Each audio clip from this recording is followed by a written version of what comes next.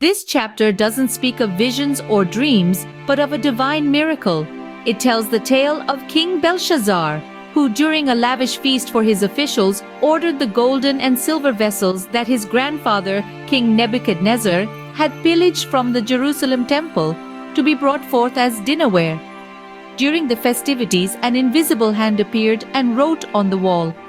No one could decipher the writing, and it was left to the prophet Daniel to unravel the mystery. Through this miraculous text, God issued a decree.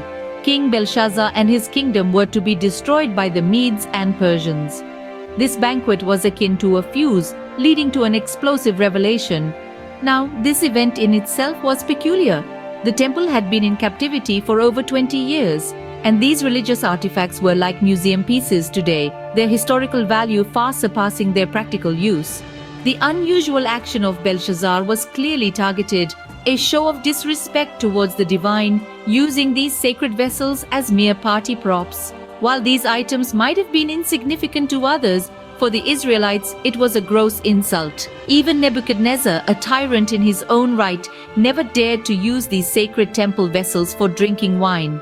Yet here was Belshazzar, using them to entertain his guests, a sign of his arrogance surpassing even that of Nebuchadnezzar.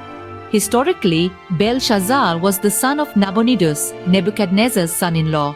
Nabonidus, the final king of the Babylonian Empire, appointed his eldest son, Belshazzar, as the king of Chaldea. They jointly held the Babylonian throne. As Nabonidus often stayed in Tama, he appointed Belshazzar as regent king around 550 BC. The distinction between miracles, visions, and dreams is intriguing. Miracles are tangible events in real life, while visions and dreams are fleeting and often feel like illusions. Miracles have a direct impact on the individuals involved and objectively showcase God's power and wisdom. As stated in John 4:48, Jesus once said, "Unless you people see signs and wonders, you will never believe." The impact of a miracle can be seen in Belshazzar's reaction. His face changed. He was terrified, his knees knocked together. His insolence was the result of his guilt, the realization that God had acted, and his ignorance of what was to come. This fear of the unknown made him anxious and desperate for answers. Through this miracle, it's clear that God's sovereignty over the world is absolute. He governs the rise and fall of nations. Jehovah God is great and awe-inspiring, and one should always have a reverent heart before him.